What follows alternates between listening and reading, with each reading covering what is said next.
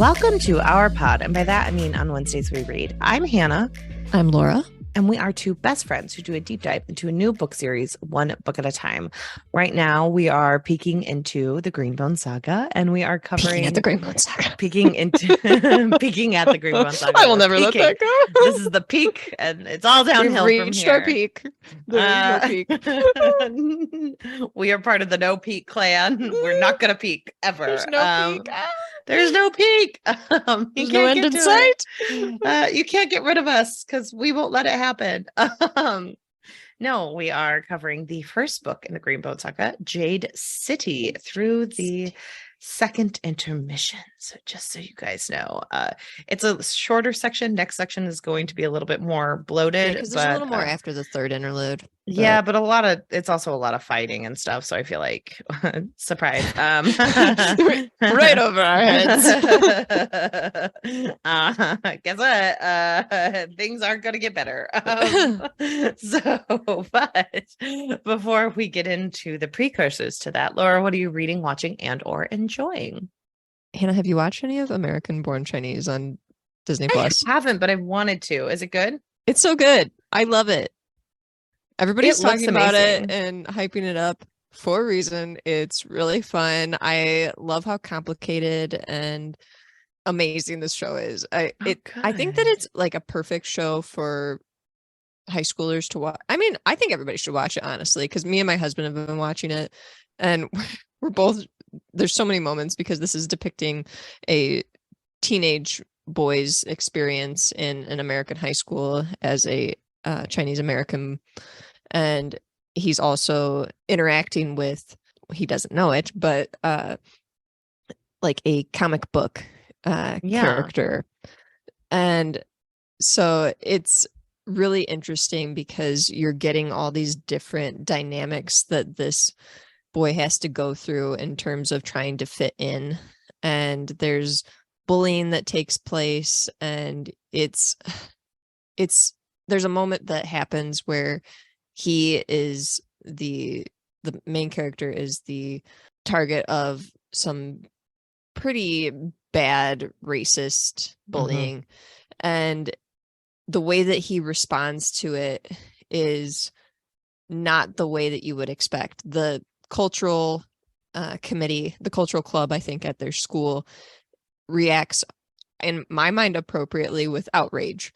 They are outraged that this happened to him, and this main character is trying so hard to fit in and so hard to be well liked and popular that he's even had previous experiences where he's broken friendships trying to be popular.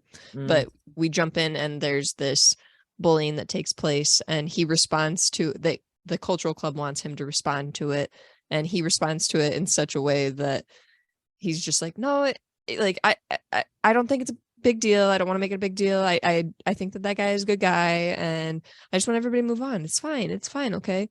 And you can tell he's deeply hurt, but he so badly does not want people to dislike him, even the people who have been bullying him. And the bully himself does a terrible thing and tries to like strong arm him into being like, yeah, don't say anything, and I'll get you on the soccer team and it'll be okay, and I'm a good guy, right? And I'm not the one that says all this bad stuff. You should hear the other guys, they're way worse. And it's kind of heartbreaking to hear him then stand up and be in front of the other kids at school and say, yeah, it's not a big deal. I just want everybody to move on. It's fine. It doesn't bother me, when it really does. And I think it just is a really great show because it's depicting all the complicated emotions of being a Chinese American teenager. And I really think people should watch it because it has all of those complicated things, but then there's also this cool subplot of the different like demons and kings and queens and gods that you are seeing. So there's a lot of action and things like that, but I'm only 4 episodes in, so I haven't watched the whole thing, but we've been really enjoying it, and I would really recommend it to people. It's a really good one. Okay. It sounds amazing. I mean, I've seen doesn't it have Michelle Yeoh in it or something? I Yeah, forget. Yeah, and Katie yeah. Kwan.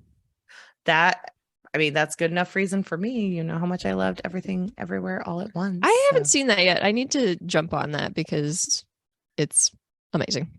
I'm yeah. sure. I think it'd be one of those. I've just from what I've heard about it, I think it'd be one of those movies that I would become obsessed with and have to watch like Yeah. 4 times and then I think it's streaming in a couple places, so that's a okay. good place to check it out. Yeah, I'll have to But look it up. There's a couple of different things that I've been wanting to check out, but I don't have the right streaming services, so I'm like, how do I that's plan this out very so I fair. can hit up several things at once in my free periods? But we'll see if I get to it because Silo and Schmigadoon, they Oh are my things that I've been gosh. wanting to check out on Apple TV. I So know. I need to log into I finally got like Apple account back and I need to uh sign in to watch Schmigadoon because I want to watch it so badly. I feel like well, and the it's right second up our season seems like alleys. it's based on Chicago. The first It season seemed is very much along the lines of like the Music Man and Rogers and the Hammerstein kind of yeah, era, and this one is going into the more Chicago Chicago. era. Yeah. And I love that musical Hmm. so much. Ugh. But yeah, those are some that I'm kind of looking for. And Silo looks amazing. And I don't know. I think it's a book series too that I need to probably check out. But yeah, those are some on Apple TV that I want to check out, but I need to plan out my timing for how many shows can I watch during my free trial. So we'll Right. see I how know. that goes. I do feel like as time goes on, there's like right now I'm like paying for Peacock and I'm like, okay, well, once I want to watch another show, I'll have to cancel Peacock and then switch over so I can save a little bit of money. Sure. Um, but I Yeah, don't that's know. what I'm kind of doing a little bit too, where I'm like, okay, plan out when certain seasons are coming out, and then you can like, okay, I'll stop this one for a while, pause that membership, and then I can start up a subscription to Hulu for a while and Right. watch What We Do in the Shadows and Abbott Elementary, get caught up on those, and then I'll pause that one when something comes back to Peacock that I want to watch. Right. So it's become a strategic planning of subscriptions game, but I Yep. will say it's still immensely cheaper to get subscriptions than it is to have any kind of like Dish Network or Direct TV. Those prices are outrageous. Right. Absolutely outrageous. I don't know how agree. people do it. I don't know. I can barely manage just my 3 subscriptions. Oh. But I also read a middle grade graphic novel, Garlic and the Witch. This is actually the second one. Garlic and the Vampire is the first one. These are written by and illustrated, I believe, by Bree Paulsen. Okay. And these are adorable little graphic novels. And Garlic and the Witch I was able to get first through Libby, so I ended up reading the second one first. Okay. But I don't think it matters if you read them out of order. But this is an adorable little book about these vegetables that were planted by a witch, and they are humanoid vegetables, and they go on this little journey. Well, Garlic ends up figuring out that she is becoming human and she's scared by it. Right. So she is going on this journey with the Count, who is a vampire, that they are trying to track down some basically fake blood for him to have so that he doesn't have to have victims. And they go on this little journey together, and Garlic learns that it's okay that like people change and grow, and eventually throughout the books Garlic and the other vegetables go through all these changes and experience like becoming human, and it's just kind of a nice little heartwarming. Changes are natural and everybody goes through scary times and change is scary, but you can do it and it's okay. And I thought it was really sweet. Really, really sweet.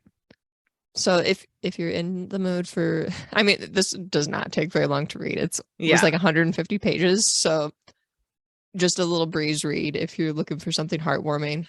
It's perfect for the upcoming summer months to like just pull up on a beach and be like, I'm going to read this and it'll be delightful. And why not? I'm glad you liked it. So this weekend I did some outside reading. I was reading Jade City and I have it on my tablet, and it's very windy in my area. So I've kind of figured out that I like reading outside better with my tablet because it's so windy. And I was just wondering, when you read outside, do you prefer a physical book Um, or do I you think not like to read outside?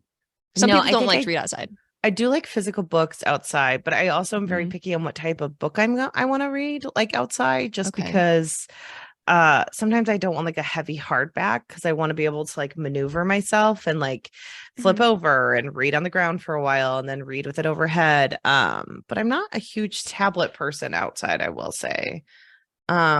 I like tablets when I'm traveling around and walking around. So I think Mhm. like it's usually more the situation that it is. Like I'm not gonna, Okay. I don't pick books based on like, oh, I'm gonna read this outside. Usually it'll be like, I have to pick this one because like it's the right genre to read outside, but I'm less likely to care about the format of the book, if that I makes mean, sense. I generally don't like pick a book like, oh, I'm gonna pick this because I want to read it outside. I've Right. just noticed that, and I do like to read physical books outside, but it is just so windy here that it Hmm. makes it nearly impossible to read a physical book outside because I've even dealt with like pages tearing because it's so windy here. And Okay. this is for anyone wondering what life is like in the middle of northern Illinois. It is extremely windy. There are wind turbines everywhere, Yes. and it's very hot this weekend, but still windy. And I don't want my books damaged by the wind or pages turning before I'm ready. Right. So it's just kind of become a thing that I've kind of leaned into, just reading with my tablet outside. And I don't know why I'm kind of enjoying that a little bit more. And the only bad thing about it is that I don't have one of those Kindles where the light can Right. be adjusted. So I do get a little glare sometimes. Hmm. I get But that, but I do think that that's more worth it than like, oh my gosh, the wind just ripped a page in my yeah, lovely pristine novel. Like, no, thank yeah, you. I know. And Uh, I will say that like a physical book does feel better to read outside, and like the I'm so light sensitive for whatever reason that being able to see the pages so clearly is much better with a physical book. But right. I know some people are kind of picky about like what books they read outside or if where they read outside, that kind of thing. But I was just kind of curious because I just like to put a blanket out in my yard and lay there with Right. my dog and read.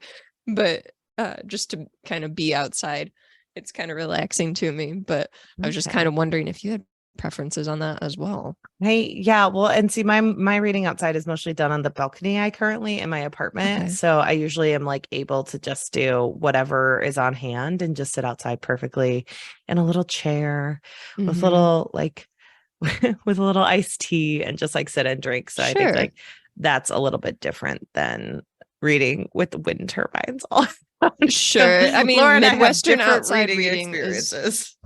Midwestern country outside reading is different for me. Like, but I also am just not some I see a bunch of people like enjoying books on the beach and everything. Mhm. Fun fact about me, I hate sand. Oh, same. I hate I, beaches. whenever people are like posting pictures of their beach reads, I'm like, get me as far away from there as possible. Like I hate sand so much. And I can just like feel the sand like on my feet, even though I'm not there and it's everywhere. It's stuck to me. I hate it.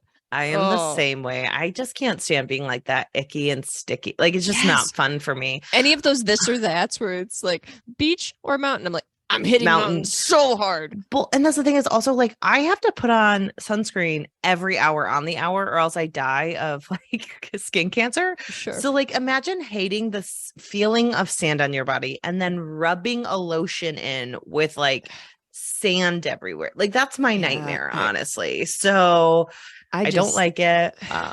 Yeah. sand is the worst. Give Yeah. me a pool. I love to swim, but give me a Yeah. pool. I Give know. me a pool. Ugh, I get it. never I for sand. And I can't even imagine like taking a book that I like just bought, sitting out there and getting sand on it. Oh my gosh. mm-mm. How do you people manage? I will say that one time I did go to a beach and I was like, oh, this is much cooler than I was expecting. Like I was Oh, expecting to feel okay. hot. And with like when you get to like the coast and there's like when it's you're probably not wind and stuff off the water, so right, and that is down. very pleasant, and it's not as much like, because I feel like you and I are used to more the Lake Michigan of it all. If we're going to see a beach close by, it's going to be one where it's not quite as like breezy because it's not the ocean. More along the lines of Reid Beach. Yeah.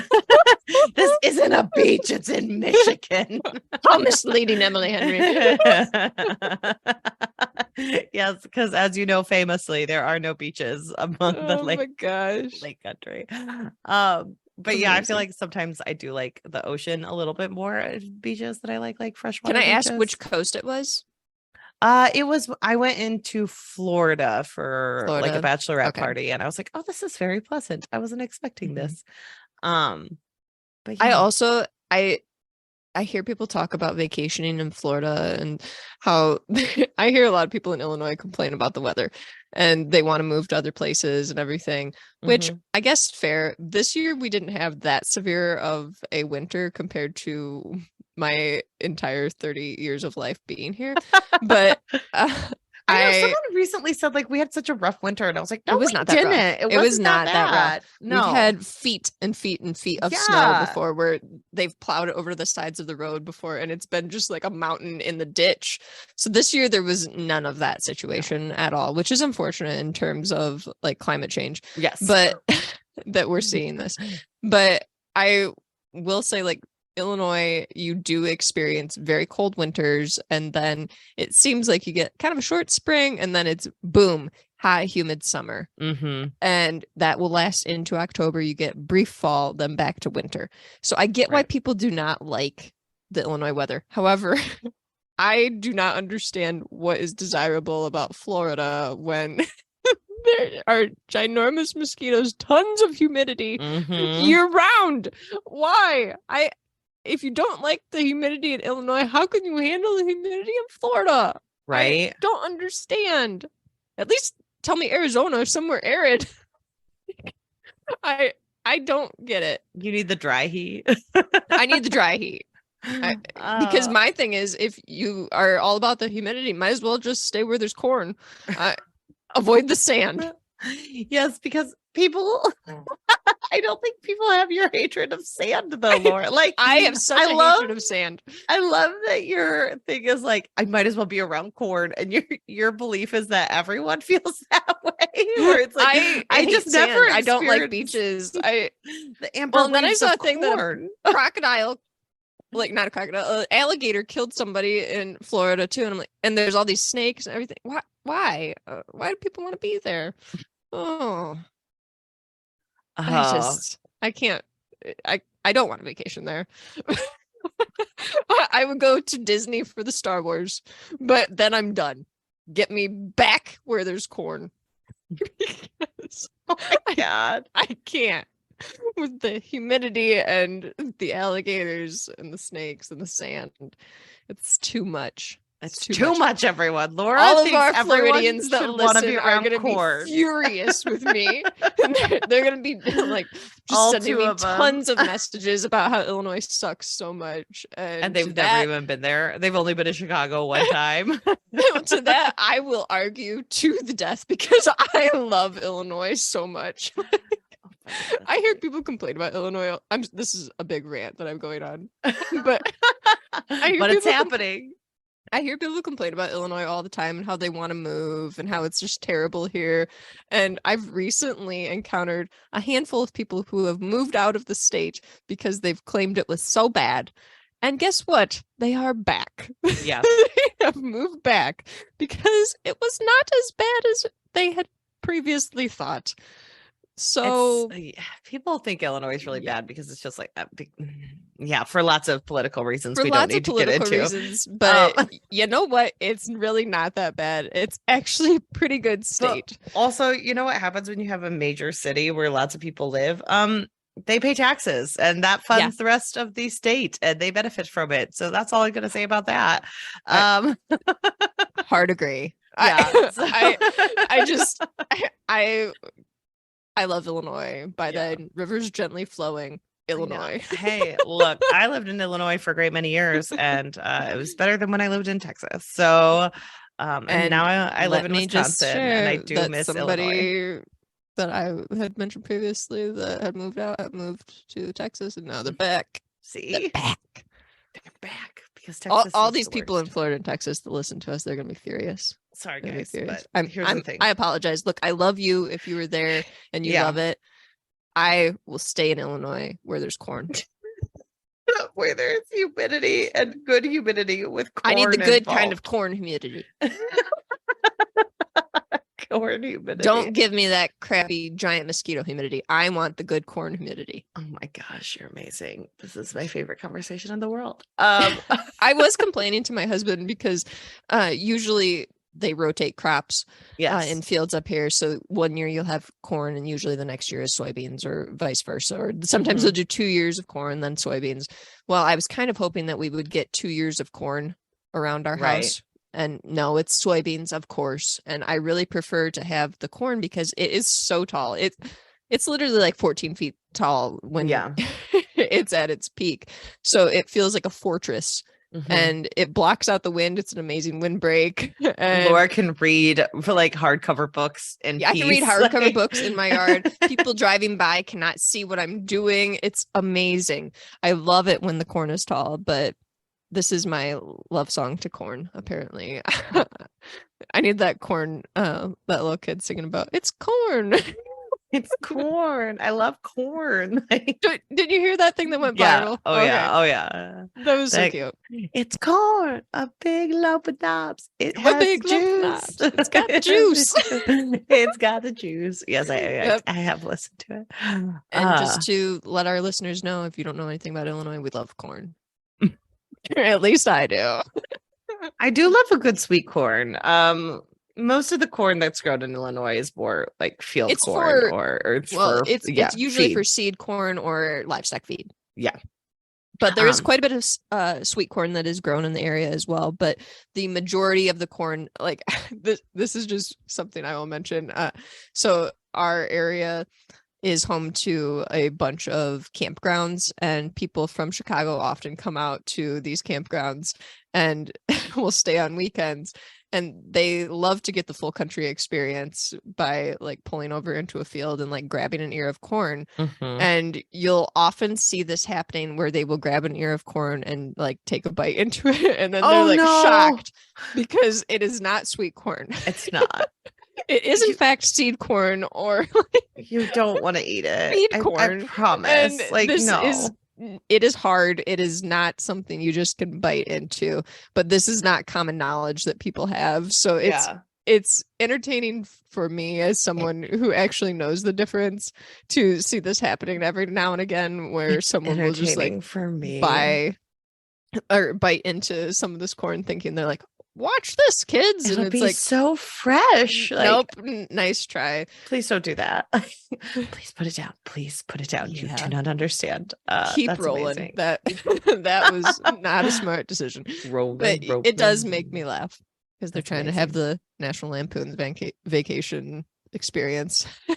It's not working.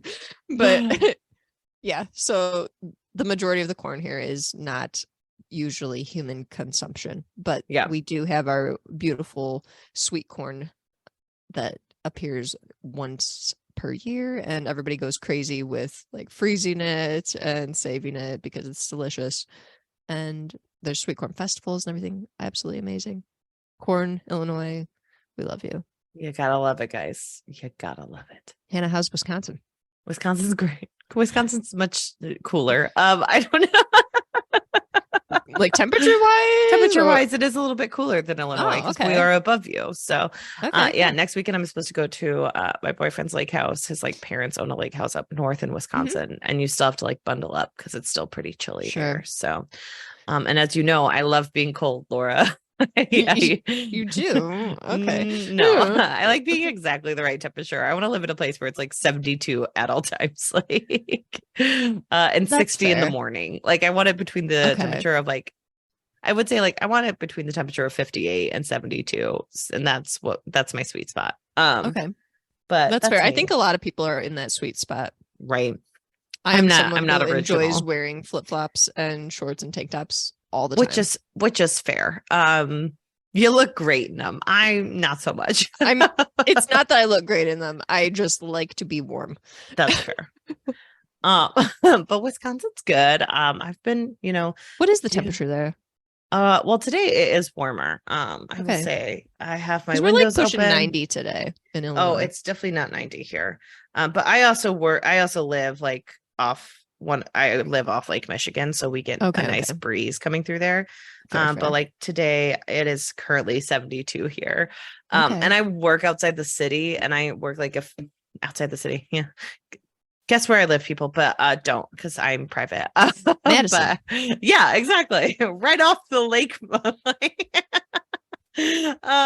anyway, people don't know anything about Wisconsin. I know. It's just United States citizens could not identify the Midwestern states. I know. There's a reason they don't know where Illinois and Wisconsin are. I think we're nuts. But I work like an hour outside the city-ish. And like I will sometimes like leave work and it's 90 there, and I'll like travel in between the two. Like it drops 20 degrees. Wow. Like, this is so strange. That makes it for a situation that you don't know how to dress for the day. Yeah, I mean, I just have like lots of sweaters in my car and stuff. That's fair. Yeah, it's very funny. So yeah, Wisconsin's great. I was down in Chicago this weekend. So I was at a wedding. Got some reading in, got to see some friends. Nice. Tell them all why I'm no longer a lawyer. That's a fun conversation to have with people. But yeah, so what I'm reading and watching and enjoying in the great state of Wisconsin, I can't. Did we talk about Carrie Soto is back at all? I think we did, yeah. Okay. I'm like scrolling through all the books I've read, people, because like we've been here, there, and everywhere. Because that was when you revealed that this was like big part of a big universe. Yes. I had no idea existed. You had no idea that Carrie Soto is back existed in that universe. No. Okay. And so I read quite a while ago, back in April, and we're at the end of May, but I've also been doing Mega May, so I haven't read as many books as I would like. I read 7 Days in June by Tia Williams. Yeah, I've seen a lot on that.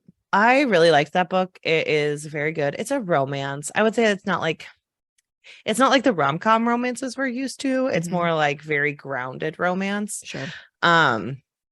Starring like Ava Mercy, who is a single mom, and she like sells erotica like fiction that she wrote like during college, and she kind of became big for it, and it just like it's kind of seen as fluff writing. And she's not taken very seriously in the writing industry, and she has a chronic illness, so she's like suffering with that, or she's having like huge flare-ups during the beginning of the novel, because she's under a lot of pressure to try to complete a deadline, and she doesn't feel as inspired about writing these books anymore. It was kind of a way for her to pay bills and take care of her daughter, and now she's kind of like having issues with that, and a person from her past, Shane, comes sweeping back in. And Shane is a person who suffered with addiction for a very long time in his life. And he's written like 1 or 2 books, and he is seen as like the creme de la crop. And you'll find out that they knew each other as children. And it's like a big secret on what happened between the two of them, and how they came to be.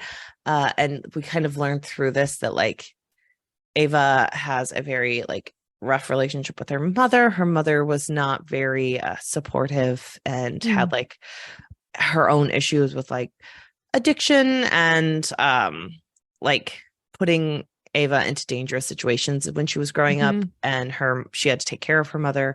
And Shane kind of like came during that tumultuous time in her life, and they spent a week together.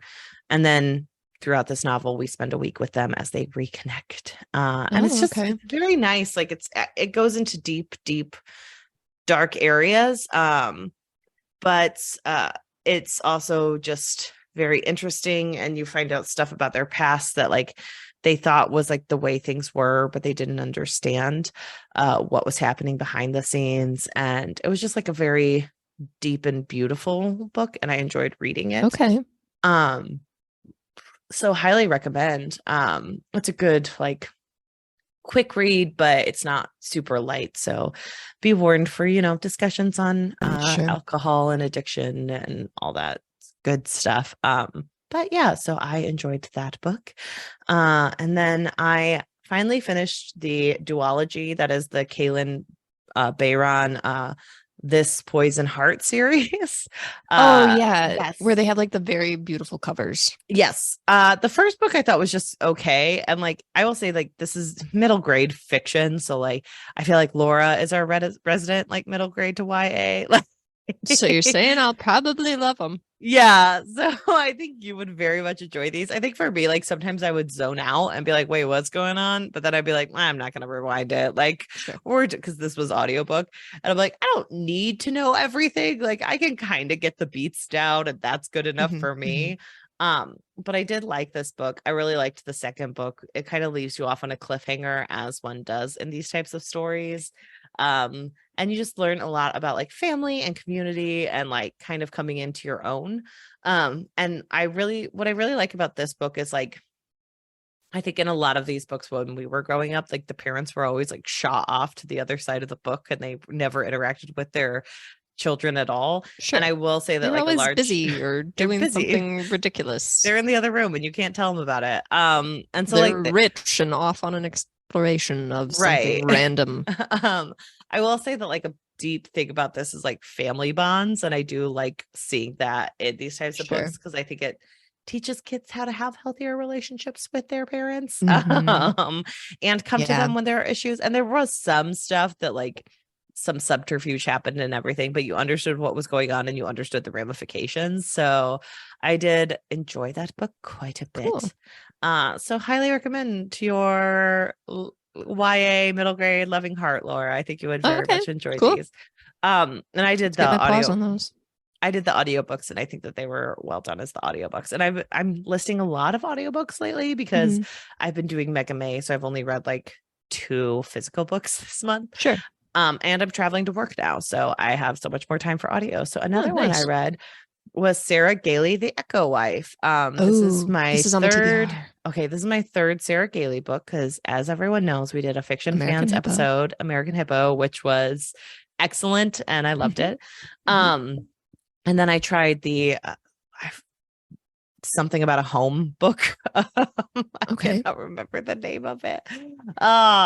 But I did not really particularly like that one. It was more like horror, which is fine. It's just like, just like home.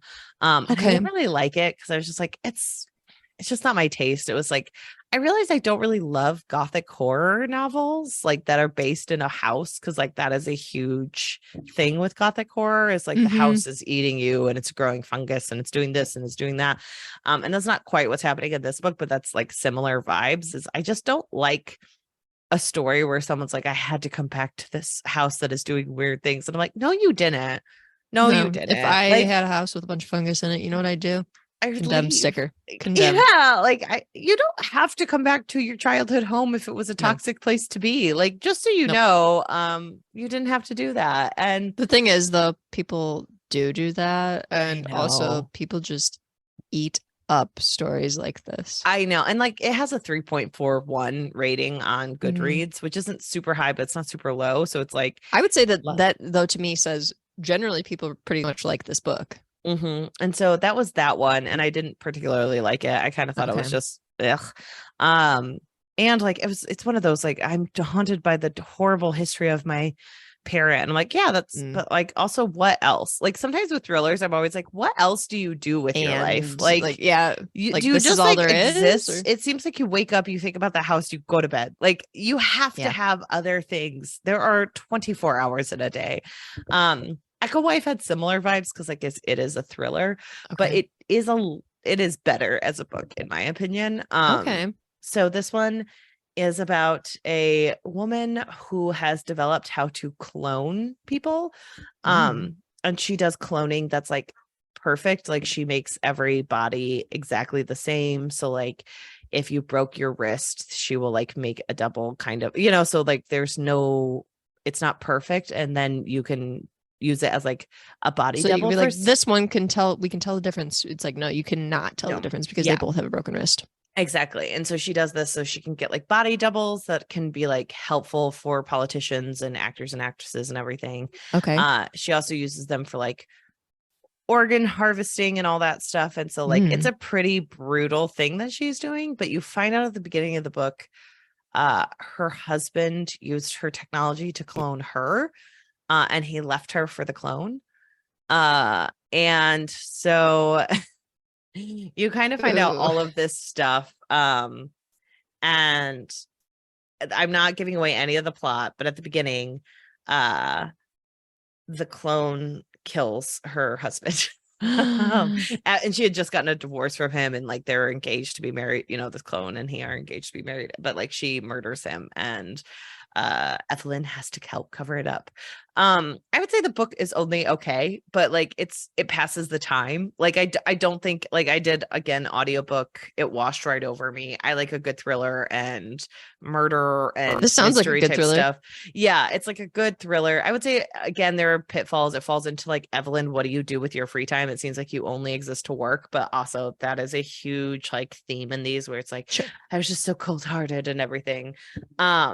And so it's a very interesting book. I did like some of the twists and turns of it, where I was like, oh, this is very smart. And it does make you ask like questions about clones and everything. Sure. About like what it means to have them be like people, and all this different stuff. But yeah, overall, I thought it was pretty good. I thought it was a good for a thriller, which is pretty good. And lots of people love this book and ate it up. So, it's also like a Goodreads choice finalist in science fiction, and I'm like, was it that? But Sarah Gailey, like they're hit or miss with their works, but overall I liked this one a lot better, and I will be reading others of theirs just because I loved American I have their Hippos book so much. Upright Women Wanted, and I'm hoping to read it this summer. It's like a sci-fi western. Yeah, I have their book Magic for Liars, so maybe you and I should read those and do a little swapperoo with them. Well, and I just added the Echo Wife on my script. Oh, perfect. Hearing you talk about it. So yeah, I think I have that audiobook now. It's a perfect like Black Mirror episode, I would say, where you're like watching a bunch of crazy crap go down, and like good questions are being asked. And like it doesn't pull away from some of the ickier parts of like if we ever use clone technology. Right. Because like Evelyn is kind of looked down on in her community for doing this, because like people are pretty grossed out by it and like all that stuff. So pretty good. So I did that, and then I dig that. I am starting Kitty XO or XO Kitty on Netflix, which is the TV series of Laura Jean's little sister from To All the Boys I Loved Before. I did not know this was a thing. Yeah, it just came out. So it's like Kitty, I started crying in the first episode because she's talking about how she doesn't know her mom and she never had a relationship with her. And I just went to weddings are my trigger. So I was like sobbing in the instantly in the living room. But Kitty, like in the last To All the Boys I Loved Before, met a boy in Seoul, and they're doing long distance relationship, but like they've been quote unquote together for 2 years, but they were very young when they got together. They were like freshmen, and so they never kissed before. They're pretty much just like pen pals or do video chats. And so she decides that she is going to go to a private school in Seoul to be with him. And because it was her mom did a year abroad there when she was a junior in high school. And so she's like, this is a really good opportunity for me to reconnect with mom, to like find out about her history, and to like be with this boy. And so when she goes there, surprise, surprise, like one of the people that her mom knew is pretending like she doesn't know her. And her boyfriend is in a fake dating relationship with a girl, and he has to pretend like he was cheating on her to like help pay for his tuition and everything. So it gets pretty wild in the first episode. So I can't wait to see what happens. I heard like the first episode is pretty rough, and like I do feel like Kitty is a hard character to like. She was the little sister character. Yeah. So to see her in detail is a little bit rough the first episode, but I hope she like mellows out just a little bit. And there's so much exposition dumping, but I do also think like it's weird because it's trying to mix a lot of the movie elements with TV show elements, where like movie elements, which is tricky. Yeah, you need a lot more of like exposition dumping in a movie to like scene set, like how does Laura know Peter this way? Like, okay, good, we're set. But like in this one, I'm like, there's a lot of exposition dumping. Like poor Aiden from Sex and the City who plays their dad. I don't know his name. You mean from the wonderful My Big Fat Greek Wedding yes, movies? exactly. Not Sex in the City. Give him his correct credit. Listen, he has been like Sex in the City's like #1 discussion for years and years and years. So you also have to give him credit for that, because like so many people are like, he was Carrie's true love. And it was like, no, he was kind of just like a guy who wanted kids. True love. Yeah, like his name is John Corbett. John, oh, thank you. John Corbett plays their dad. And the way this poor man had to like come on set for a day and just like give the most awkward line reading of his life. I'm like, how did he get all these movies? Like, he was a good actor once, but the way he's acting, because he's very handsome. I know. He just never had to learn. Like, he just like, well, honey, I'm just not sure I trust you there. Like, could you please be better? And it's like, why are you talking like a robot, sir? Like, you do know how to act. Like, is it him reading, or did they voice dub someone else? No, I know. Is he just standing there and they have someone else? I just think it's line reading is the most hilarious thing ever. He's actually saying, I don't want to be in this movie. Yeah. Like, he's like, this was, and they're like, it's a TV show. And he says, it's a TV show. And then they just dub over it. And it's like, Kitty, I'm not sure I want you to go to this school far away. Yeah, and he's like, it's just so strange. And like Kitty's line reading is like, she's very bubbly and very like in your face. And we are adults, so maybe watching that is a little bit grating for us. Where like teens will be like, she's just like me. Like, I was not like that as a teen. So. I was a lot as a teen, I will admit it. But like I was not. But there's just certain elements where I'm like, oh, this is a young TV show, and I just need to get used to it, except for the dad who just makes me laugh. And that's why at the beginning I was like, I know I'm only crying because I'm emotional about a wedding I just went to, because the acting in this isn't the same. It's just not quite there. But she's a cute girl, and there are lots of cute little boys. So it's like, oh, that's nice. Like, look at the little children have romances now. So yeah, but overall started that, and it's a cute little show, so everyone should watch it. Okay. Your favorite show is coming out soon. Never have I ever. Oh, I know. It's the final season. Yeah. I have lots of feelings, lots of hopes and wishes and wants for the final season. So well, you should have got those in earlier to the I got him right into my BFF Mindy Kaling, who's doing horrible things for diet culture right now, but that's another song. Oh, there's a whole thing going on with Mindy Kaling. She had a supreme like weight loss journey recently.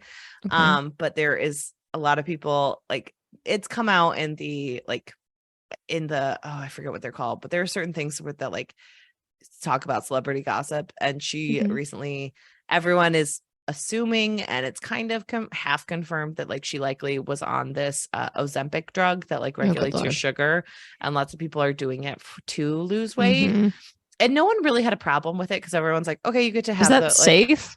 Well, no one really knows, because it's still kind of like out there, but like once you get on Ozempic, you have to be on it for the rest of your life, or you will put on the weight.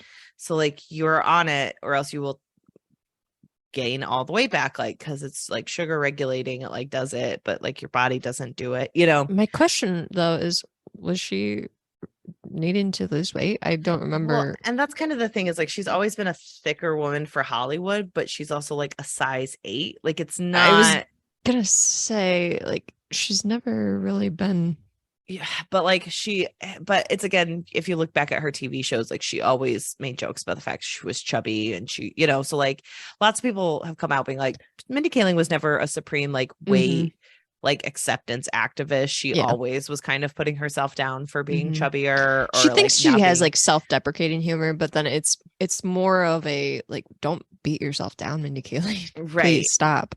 And like, so she was always she was just a normal sized person, but like a lot of people looked up to her because she was normal size and doing like great things in the industry. But also, I don't think she ever wanted to do that. Like, she never went in with the intention of doing that. So when she lost all the weight, everyone was like, okay, it's fine. Like, you know how that's, but she also started selling stuff. Like, she recently put out a swimsuit line that doesn't have inclusive sizing.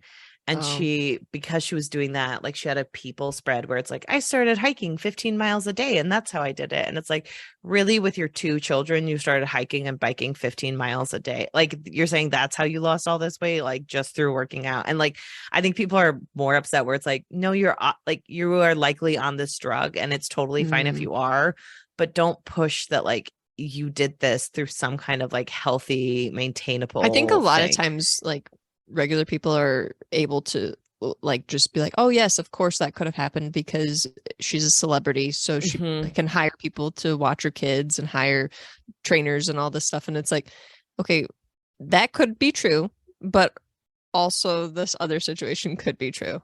Right. And I think a lot of people, it's just like she's also always been a healthy person. Like, she's never not been someone who didn't work out. And so it's like, it's also okay if like the honest thing is like your body is never going to get past the size 8 without drug intervention. Cause like, here's the thing. I've been skinnier in my lifetime. I don't think I could ever get under a size 6 unless I was like virtually starving myself and had like the worst eating disorder of my life. And that's fine.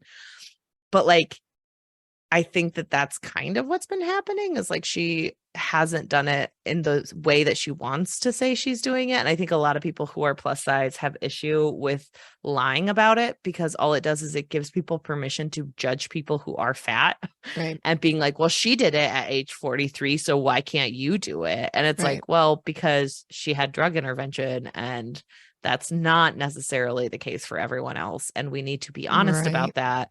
And it's also like, it's kind of feeding into stuff that people who are fat have been talking about for years, which is like, is Ozempic safe is a question you asked. Yeah, that's what I was wondering. Like, this thing is like a good thing, but a lot of fat people, the goal isn't to be healthy. The goal is to be skinny. Like, that is how people treat fat people. Like, it's never about being healthy. Cause if people actually cared about health, they'd ask like, how often do you work out? What do you eat? Because like I've had weight gains where like I've had doctors who were in the city who are probably more accommodating to people who have weight gains and aren't like the typical size be like, how often do you work out?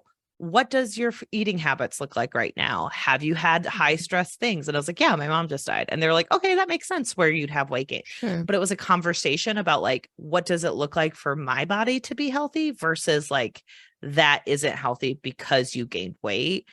And a lot of fat people have healthcare related things where people will be like, no, whatever you can do to get skinny is totally fine. So you can abuse your body, you can starve it, you can do anything as long as you're getting skinny. And that's why people like don't believe that fat people have eating disorders, but it's like, fat people typically have the worst eating disorders because we're told we should, like those kind of things. So it's like expected of. Yeah. And that's ridiculous. Yeah. And so I think that's where people got frustrated with Mindy Kaling, where it's like, it's totally fine if you did this. Like, we understand that there, like, lots of people understand where there's a high stress to like wanting to be thin, especially when you're not seen that way in the industry. It's totally fine that you did that. It's totally fine that you want to keep it private, but then don't lie about it and say you did it through healthier means, because that's just giving people permission to say that that's entirely attainable when it might not always be.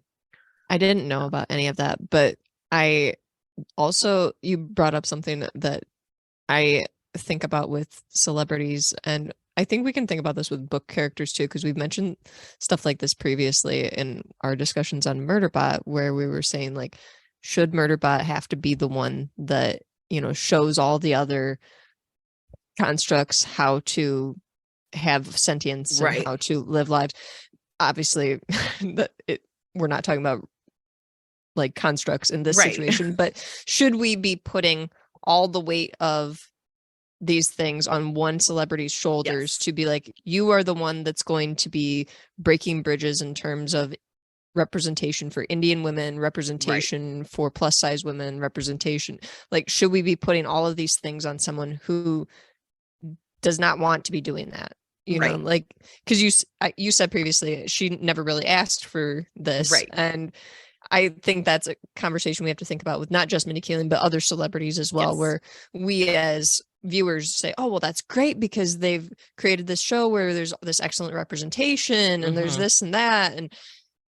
But at the same time, are they trying to do this, or is it just, are they trying to be that person or is it just they're trying to make good TV shows? Exactly. And I do think, like, I will say, in a lot of people's defense who've come out, like, a lot of people have been making those points for Mindy, like, hey, she never wanted to be the person who did that. Hey, it's okay that she wanted to lose weight. I think there's been worse backlash since her swimsuit line came out, because they were like, we totally get it, but also, you know what it was like to not have inclusive sizing, so why wouldn't you ask for that? Like, that's not hard. A hard ask. And it's just showing that, like, a lot of people talk about those who aren't as thin in the world are often ones who, like, kind of shut the door after they walk through that, to be like, well, that's not me anymore. And it's like, makes sense that you would want, guys. Yeah, like, there's almost the sense of like, well, now I'm one of the good ones, so everyone else out there is the bad one, so, like, don't put me with those people. I fixed it, and I made it out. And there is like a certain frustration where it's like, but you knew what it was like when you were in that room, how it felt, and so why would you shut the door so strongly to other people? And so and that's like a complicated thing where I don't fault, like, I don't think Mindy Kaling's a terrible person. I don't think, like, you shouldn't watch Never Have I Ever, but I think it does get frustrating when it's like, hey, that's really harmful to teach people. Like, I would have hoped you had learned a little bit after all the years you appear to struggle with your body, so. Yeah, and this gets into a bigger conversation of just marketing and branding and product creation in general that is not solely Mindy Kaling's responsibility. No, exactly. And even if she were to create a swimsuit line, here's the thing, like, I could create a swimsuit line also, but I don't know all the different things you have to do, all the different steps. So there had to be advisors, people that were talking to her and really missed something there that I'm not saying that she couldn't have just said, oh, well, why are there only 2 sizes available? But at the same time, there's got to be a team that's putting this together, and they just wanted her to be the face of it. So there's a lot of slip ups happening in terms of that team and the work that they're doing. For sure. So, what are you going to do? But yeah, with that random tangent, we went off. Back to corn. Back to corn. It's corn. A big lump with knobs. It's got the juice. It's got the juice. Oh, no. Let me just say, there are some sweet corn festivals in my area the beginning of, like, August.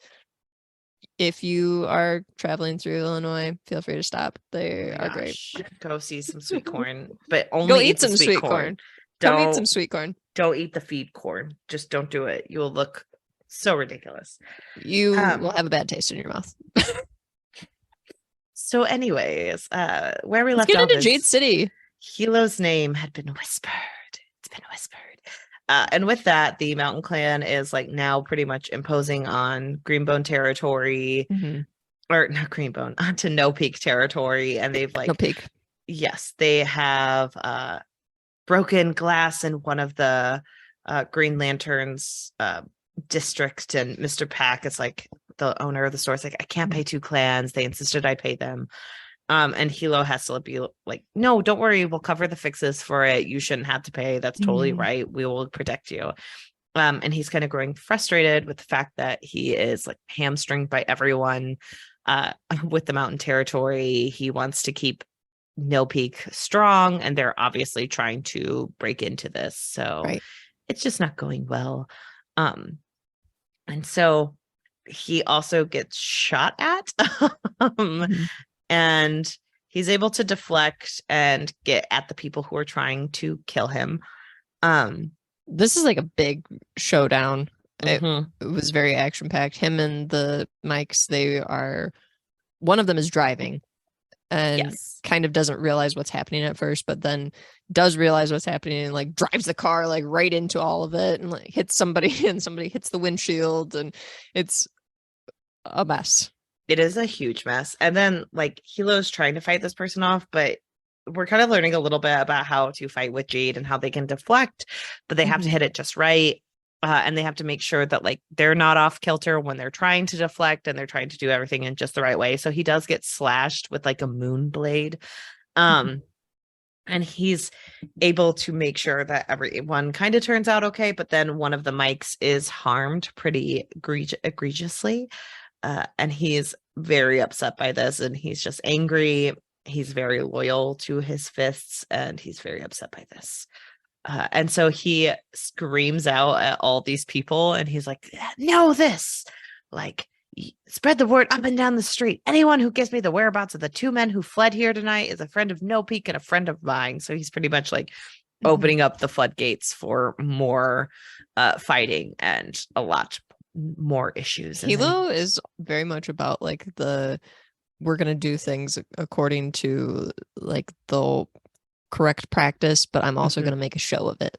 Yes, and I'm very strong, and that is how it is. And he definitely respects his brother. Like, I will say, there's never utmost respect. There's never a point where Hilo wants to take over for his brother. Like, he's frustrated with his brother, but he's always just like, "Yep, that's I want him to. I'm going to go through the differently channels. I'm going to do things the right way. I'm going to go right up to where it wouldn't be okay, but I will always listen." Right. And then we got on over to Shay, who is just working late into the night, trying to figure out what's going on in the KCON Jade Alliance and how like things have shifted from her earlier look into things.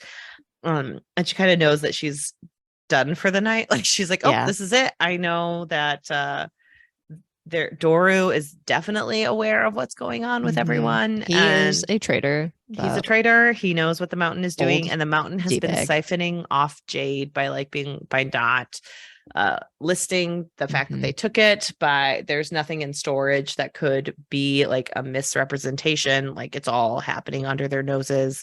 The mountain has been stealing Jade from this from KCON, so it's not good.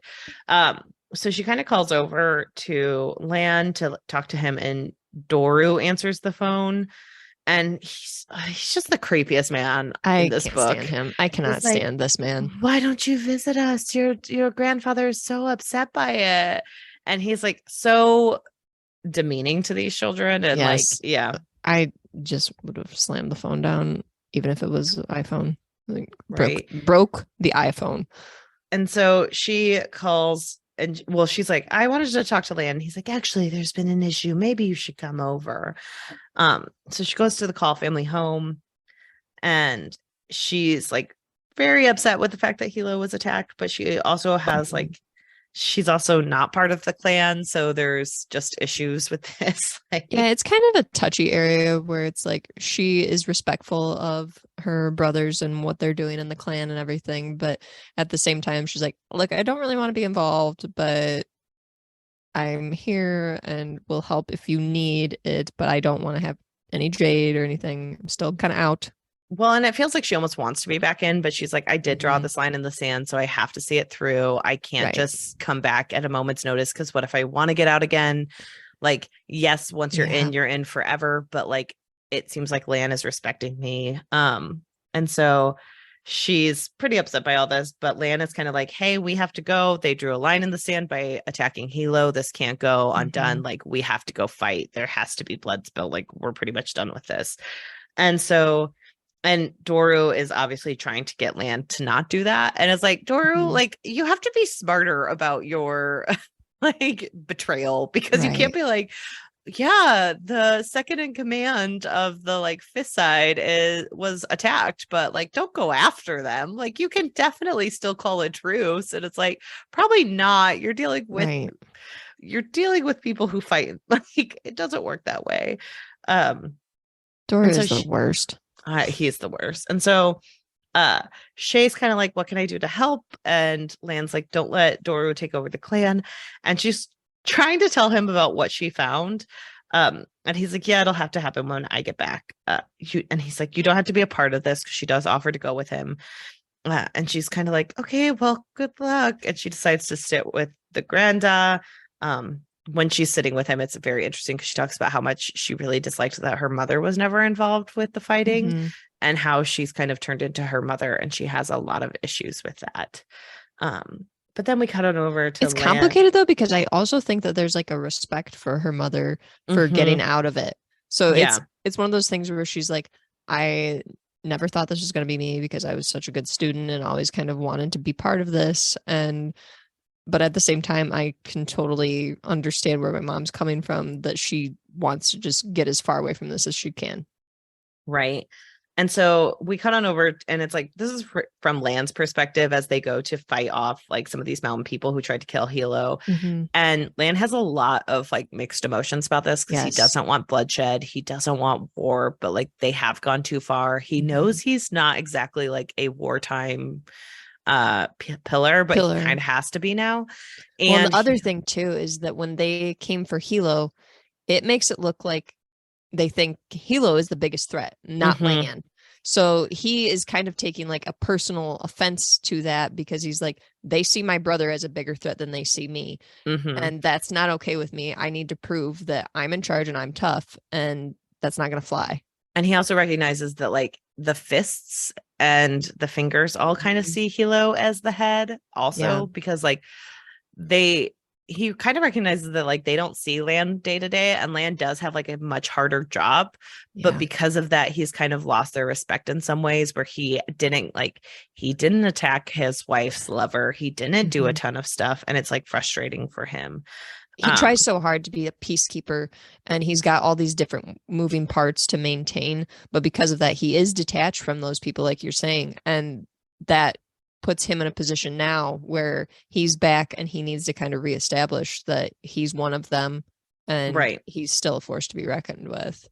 And so Hilo's kind of ready to take Gaunt Ash down and taking everything down. But the mountain burn it all. But the mountain kind of sends out the two people who attacked Hilo, and they say that they're going to give up most of the armpit, which is the area in between their territories, and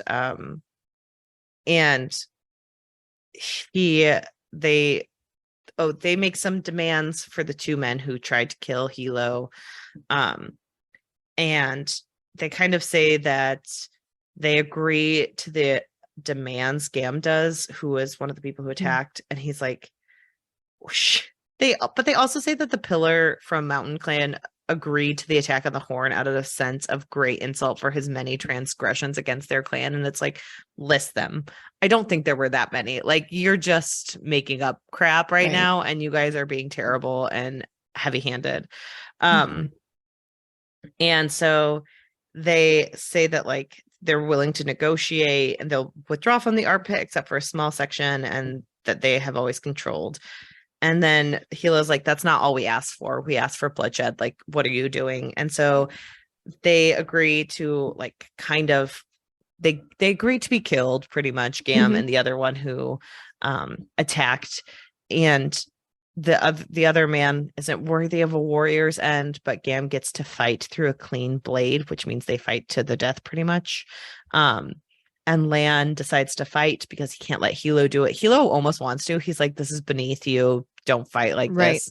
And Lan's like, no, this is what I have to do now. It's part of who I am. And if I don't save face with this, like the mountain will come back tenfold. We have to do it this way. We have to show strength. And so Hilo warns him that he has a good offensive deflection. The other guy does. And so like, you have to be careful. And so Lan goes up against him. He's pretty rusty, and like this guy is very good at deflection. This is another excellent battle scene. That will be. This one is gripping, honestly. Like when I'm reading this, I was all into it. I know. And it's just so interesting to read about the auras that like slash through, and how you have to like get everything at a moment's notice. And Lan is very sensitive to auras. Yes. And so he's trying to like, he's trying to fight. He feels Gam like pulling in his own aura to see how he's going to fight. It's a huge problem.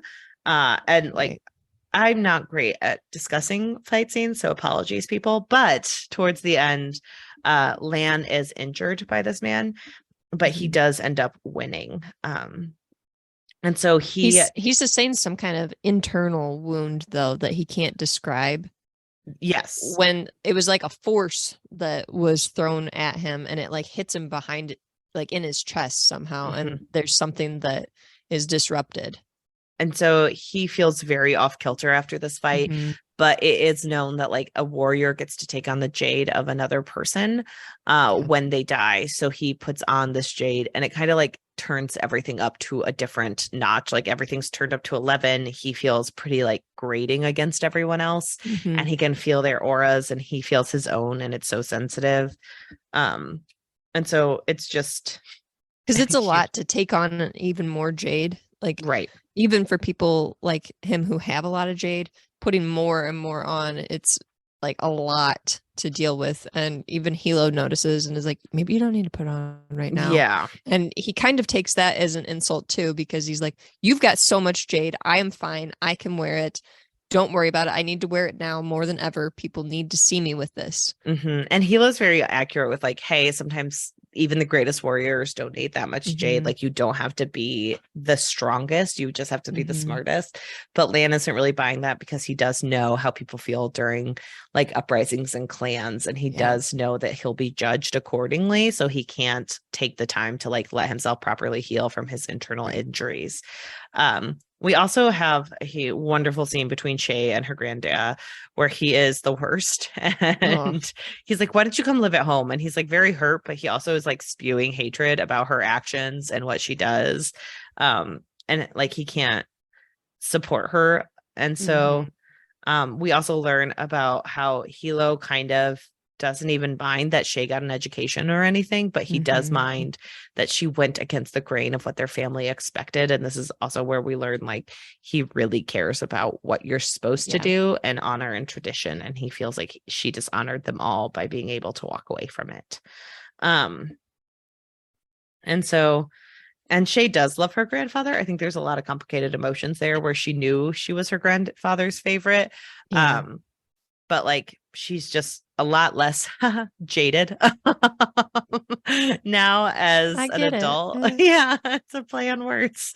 So she's kind of like, yeah, he had a lot of issues. He knew about Doru and Doru's proclivities and was kind of like, yeah, well, Shay, he was harmed in the war. So and like the way he treated her after she was with an Asperian man, and just she can't let go of, she knows way too much about her grandfather now and like the way he is lacking. So so Lan and Hilo get back and they kind of bring Shay into a room and leave Doru out, which is like a huge kind of, it's a huge showing. It's a big Doru is slight on the to out. him. Yeah. And so it shows that like he's not going to be included in this kind of clan decision. And the fact that Shay's in there is a pretty big deal as well, because she is not jaded and she's not part of the family business. But they kind of talk about what happened, about like how people died that night. And they tell her about Eitzman ambushing Hilo and just like everything that's been going on. And she feels very left out of this, but she kind of tells them about the KJA financial statements and how there's no accounting for the increase of Jade that's been happening, like that's been taking out of the area. And so they're siphoning off stuff. And Lan's like, thank you so much. I'm going to be replacing Doru as soon as I can, but we can't quite do that just yet. He's been loyal to the family, so we have to like triple check to make sure that this isn't some accident. And Hilo's kind of like, no, we have to get rid of him now. But Hilo also never really liked Doru. So yeah, you can see both sides to this where I can kind of see what Hilo's saying. Like, we found out about this, we need to just do it. And Lan's like, look, out of respect to our grandfather, this guy's been involved for a very long time. We really need to double check that there's not some kind of mistake we could have made here. Well, and then Lan's kind of like, he dismisses Shay and she feels a little bit jilted because she's like, oh, I was involved and now I'm not. And I think this kind of shows the issues with both Shay and Lan, because Lan does exactly what people ask for and he doesn't understand like how people aren't 100% truthful 100% of the time and might have mixed feelings about stuff. Right. And Shay is someone who's like, I guess I asked for this, but like also now I feel left out and I don't like this. So she leaves and she like knows that she can't have it both ways, but it's really frustrating. But Lan does say like, make sure you come for dinner sometime. Like, it would be nice to see you. And so Lan kind of talks to Hilo, like you said. Hilo's kind of like, hey, your aura feels really off. I don't like how you feel with all that Jade. And Lan starts like, has a really big emotional reaction, which is a symptom of Jade sensitivity and wearing too much Jade. He also starts, this is not at this point, but he starts having mood swings in general, and then Mhm. his like heart palpitations and sweating and stuff like that. These are all things that they know are jade sensitivity related. Right. And also during this time, Hilo asks to marry Win. Mhm. And Lan doesn't want to because Lan's kind of like, hey, this isn't a good idea. Their family tried, they were like traitors at one point, and people are going to look down on the fact that she's a stone eye, and we have to be like a united front and we have to be strong for the clan. And Hilo is like very hurt by this because he's like, I never asked to go against the clan, but I really need this. And like, no one cares. These are good people and they're Mhm. strong. And he doesn't seem to understand what Land is saying about like, well, people will still judge because they don't know that these are strong people. All they know is what we like Mhm. show them and what they remember from history. But he also knows that he can't upset Hilo too much because Hilo has a lot of control over the fists and fingers. And if he starts having questionable loyalty, it'll just be bad for Right. everyone. And he also recognizes that like Hilo does love Wen in like a way that Man felt like he loved his wife. And so Mhm. he kind of is just like, okay, well, I can't go away from this. And he's right. Like, we are going towards war. There is no promise of tomorrow. So he does end Mhm. up giving him permission to marry her. And Hilo like has a very ceremonial reaction and he's kind of like, oh, get off the floor, please. Like, this is It's uncomfortable. definitely Hilo doing, like I said earlier, all of the showman Mhm. work of where it's like, I'm going to go through the correct channels and be the absolutely most respectful to the clan. And Right. it's like, yeah, you are like hardcore going into this like Hugh Jackman style in a musical where it's a little too much, maybe. Yeah, and it's just you're overkilling it and it's not going to end well for you. So then we cut on over to Barrow, who is out. He's stealing things for these people to get his hands on some jade. He is Uh desperate for Jade. all the time. And he's kind of getting some work from someone who has a connection to a greenbone, likely. And then he meets with the greenbone who wants him to like shoot up the place that we know that Land goes to at some point, Mhm. like on his word. And he kind of is really excited about this because he feels like he's going to be able to take the green bone from the person's body like green bones Mhm. do to their enemies. The If Jade. he kill the Jade, yeah, sorry, take Jade from the green bone's body. And he's like, oh yeah, because I'm just like them. And it's like, no, you're not. That No, green bone will not let you do that. Like you're not they're literally just inside. using you. Yeah, they're literally just using you so you can shoot up a place and be Mhm. killed and they won't get in trouble for it. And it's like, I wonder if these people belong to the mountain. And so, Two guesses. right. And then the typhoon, there's typhoon stuff hitting, and the people from Cal Academy are helping others in the area because like that's what they're supposed to do. But a lot of the year eights are very frustrated that they're going to graduate into a war and they don't really want to follow the no peak because they feel like they aren't strong enough and the mountain's too Mhm. strong. And there's just a lot of like back and forth and shit talking the calls, and it Right. makes Andon very upset because Andon really believes in them and he knows how kind they are. Um and so he also finds out about the attack on Hilo. He didn't know about it before. And so he's incredibly upset by this because like they are his family. So he calls Hilo in a panic and Hilo's like, don't worry about it. Just focus on your studies. Everything's fine. Da, da, da, da.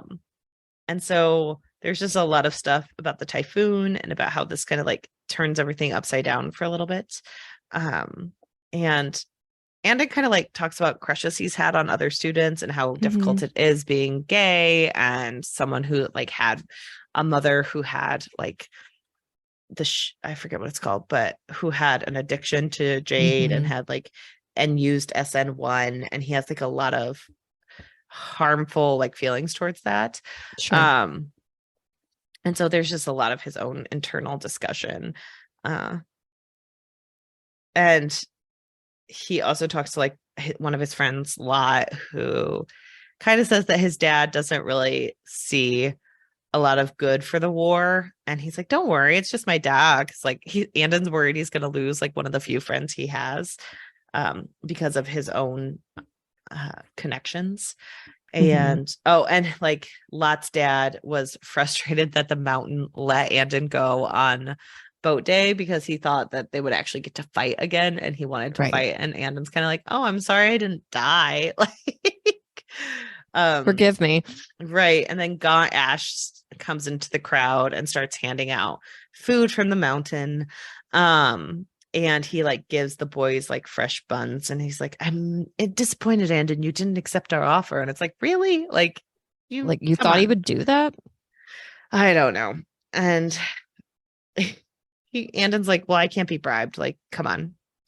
And so Andon kind of walks away, and he's like, yeah, he kind of made it clear if I become a fist in No Peak, the mountain will make a point of killing me because they don't want me alive. So, so much fun.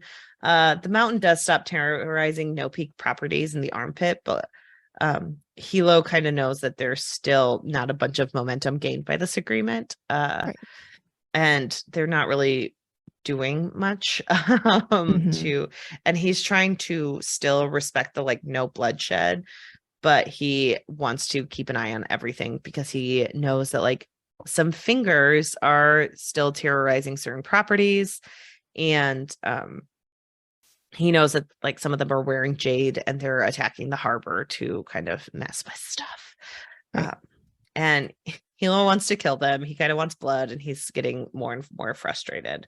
It's one of those deals where he's just kind of like, we are not doing enough. I want somebody to answer for this. And we are just screwing around here. Let's get some action.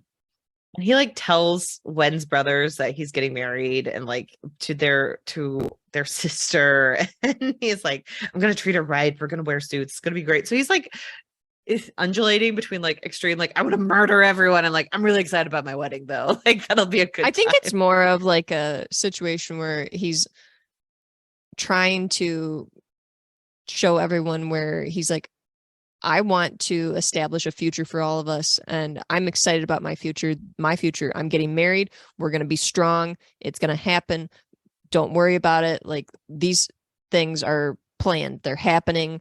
And I don't know if I see it as more of an undulating thing, but more of like he's planning a future that he is definite in. I guess to me, I always see Hilo as more of a character who like has two very unique senses of thought, and they don't always hit each other right, but they make sense to him. So like maybe that's you like writing in the logic that I don't often see, where I'm just like, he thinks this makes sense, even though he's kind of a hypocrite in a lot of ways with the way he views things. Because he's like, I'm all about this war. We have to fight. Like Shay should be involved. Everyone should be doing their work. And then he talks to Wen, who's like, hey, I want to help. I'm a Stone Eye. I can carry Jade. I can be helpful in the war front. He's like, this isn't about you. This isn't about you. Why would you ever be involved in this? And like, it's very... That to me, I see it as more of like no, we have to protect you. You can't be involved in this. I have to protect you. Yeah. You need to stay safe. Less than this isn't about you.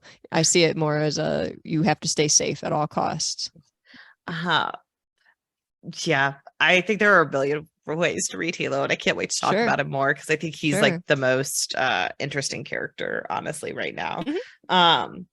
But so Wen's kind of like, okay, I guess we'll talk more about this later, because you don't really seem willing and able to let me be a spy when I'm capable and asking you if I could be a spy. And so he also talks about like how he's not being able to check in with Lan as much, or like talking to Lan as much, and he is worried about him. And he's just very excited about like Andon's class graduating, so he can get more people to fight. He's like, I need more warriors. There's a lot of good ones in that class. Will be really helpful if we can get them out. But he also recognizes that the fight at the factory just let each side kind of regroup and consider their next steps. And so we cut on over to like Lantern Men and No Peak people with Doru and Lan, I believe. And they're kind of just talking about what's going on with the family and security that's been agreed to. And Lan is like, yeah, I can't. There might be disruption in your business, but like, just remember, this is necessary. We're trying to keep everyone safe. And he ends up telling Doru that he kind of wants to send him away to see what's going on with the SN1 production that the mountain is doing. And Dory kind of knows that like he can't disagree with it because he can't openly go against the pillar. But he's trying to convince him. He knows he's in hot water. yeah. And so he tries to like put Doru like at ease, and he's like, well, we just need you here. And He's he like, I does need say somebody like, I can trust. Can I trust you? And Dora's kind of like, oh, yeah, you can trust me. yeah. And that seems to like work to Well, kind of and he steer him off course. Like, oh, okay, I guess maybe he does still trust me. well, and he also like makes it seem like Lan is almost a little bit of a hothead where he's like, Mhm. well, do you want to be my weatherman or not? You can keep the house, but like it's either you are or you aren't. And Dora was like, Mhm. oh, he's just like trying to show his strength. So Yeah. I'll agree to go and it's fine, Like, good deflection, Lan. I appreciate it. Exactly. And so Doru seems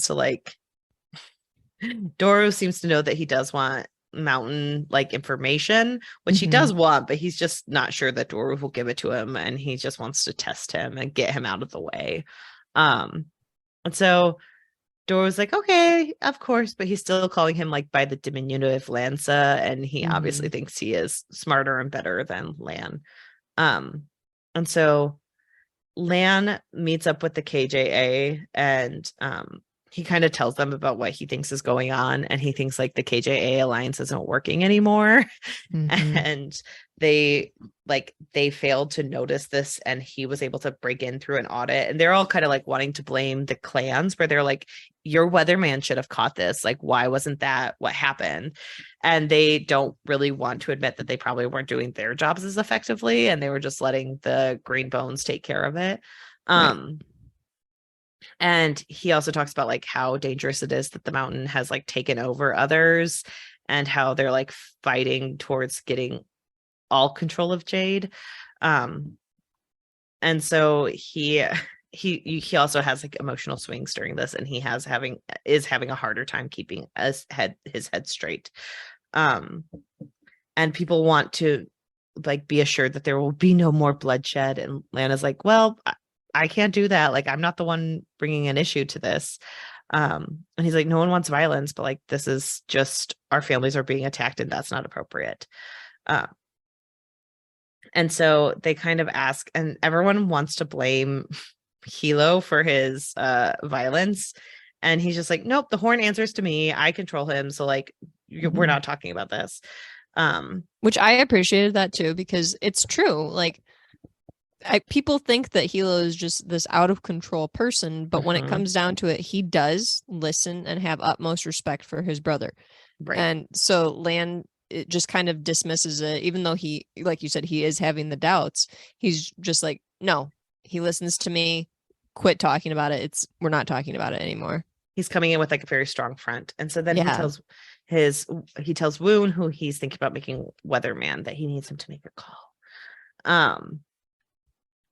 We cut on over to Shay, who she talks about like going to visit her mother recently. And like she finds her mom depressing. And it's but it kind of talks about how like her mom didn't have a chance to be more like she was given basic education, she was married off. She was able to wear like some jade, but she could barely like use it. She deferred to her husband and then father-in-law and then her eldest son. And so she was just kind of like a woman that was like, we need somebody that can help us make heirs. Right. There you go. And she kind of talks about how like she can't really be part of the Greenbone Saga stuff anymore. And she's just like, yeah, I'm fine here away from everything. And like your brothers just fight too much, and there's just too much going on with them. And she like kind of treats them all like they're children, like playing games almost, where she's like, oh, you know how they are. You know, Hilo and Lan always fighting. Ha ha.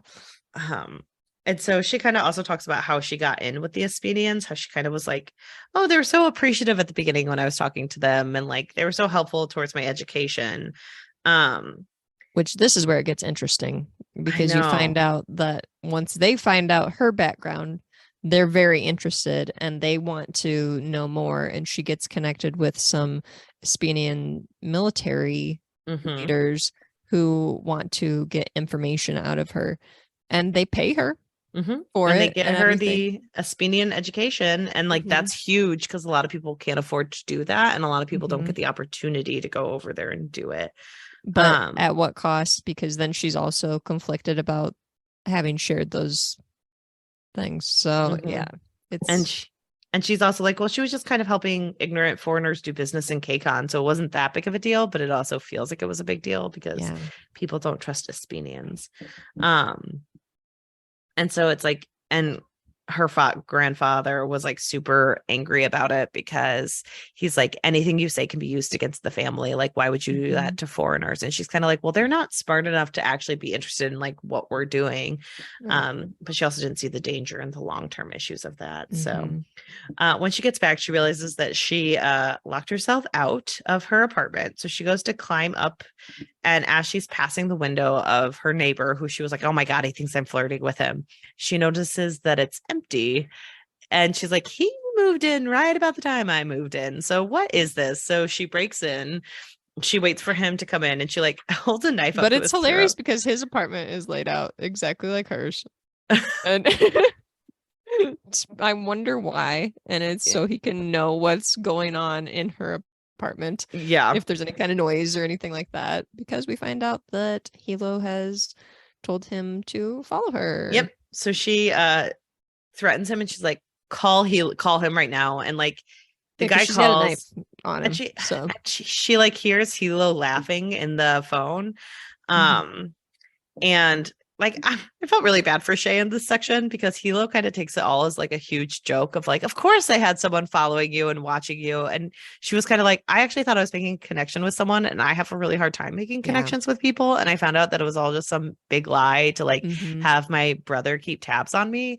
And she also talks about how she's compared herself to Hilo for a really long time.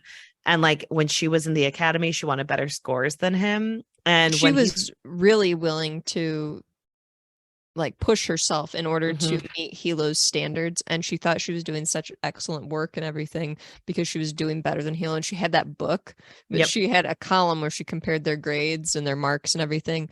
And don't Hilo and his friends come across it?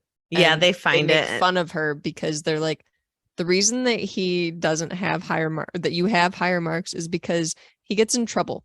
Yeah, and he doesn't care. Yeah, and he gets to have fun. And she kind of talks about how she didn't have a chance to make friends because she was focused so in on learning hard to be better and trying to be and try to like gain respect in his eyes.